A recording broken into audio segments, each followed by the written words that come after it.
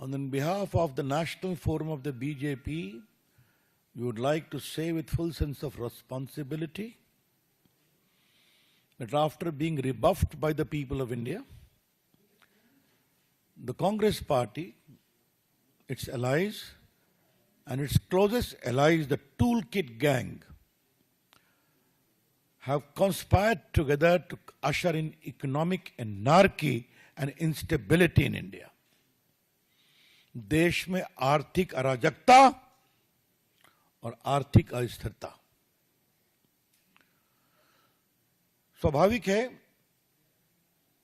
Hindenburg is again at the same game.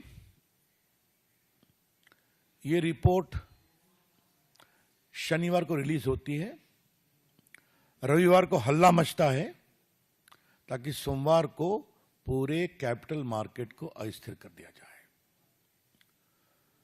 थोड़ा इसके background को समझना जरूरी है. भारत की अर्थव्यवस्था बहुत तेज गति से बढ़ रही है, इस पर चर्चा हम लोग कर चुके हैं. क्या वर्ल्ड बैंक, क्या मूडीज, क्या अदर्स, सबों ने भारत की ग्रोथ रेट को बहुत अप्रिशिएट किया है. भारत में one of the highest global FII, FDI आए हैं. भारत में इंस्टीट्यूशनल इन्वेस्टर भी हैं, छोटे इन्वेस्टर भी हैं जो अपने इन्वेस्टमेंट के रिटर्न से बहुत खुश हैं. India is a safe, stable and promising market in the shares as well. SEBI का काम क्या है? सेबी को उसकी कानूनी जिम्मेवारी है कि ये मार्केट ठीक चले. और जो मित्र इसको फॉलो करते हैं, आपको मालूम है कि सेबी एक्ट में सुनवाई का प्रावधान है, निर्णय होता है, उस निर्णय के खिलाफ एक अपील का भी प्रावधान है, जहां जजेस भी बैठते हैं, हाई कोर्ट के चीफ जस्टिस या सुप्रीम कोर्ट रिटायर्ड जज, और उसके खिलाफ एक अपील का प्रावधान सुप्रीम कोर्ट में भी है. तो एक पूरा स्टैट्यूटरी स्ट्रक्चर है कि भारत के कैपिटल मार्केट को किस तरह से मैनेज किया जाए.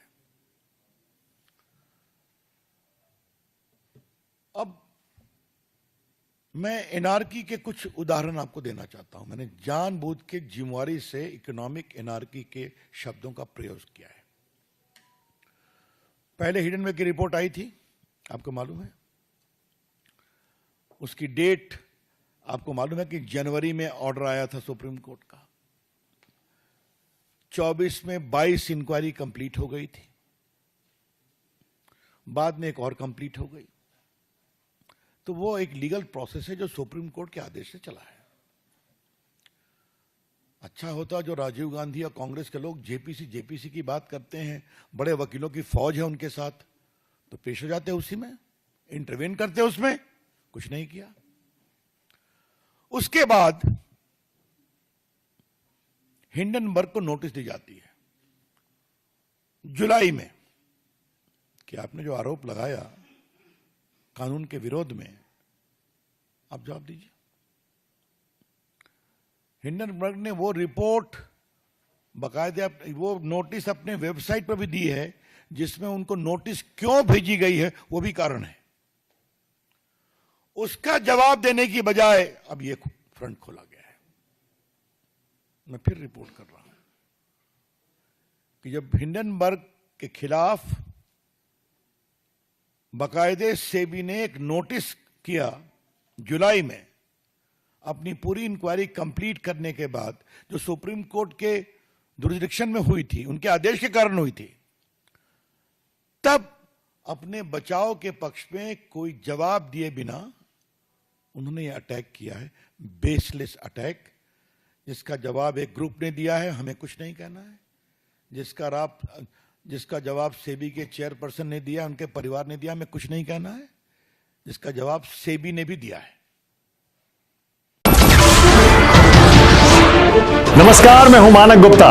अगर आपको हमारा ये वीडियो पसंद आया हो तो इसे लाइक और शेयर जरूर करें. और हां, हमें सब्सक्राइब और फॉलो करना ना भूलें, ताकि आप देश और दुनिया की कोई खबर मिस ना करें. तो जुड़े रहिए हमारे साथ और देखते रहिए News 24.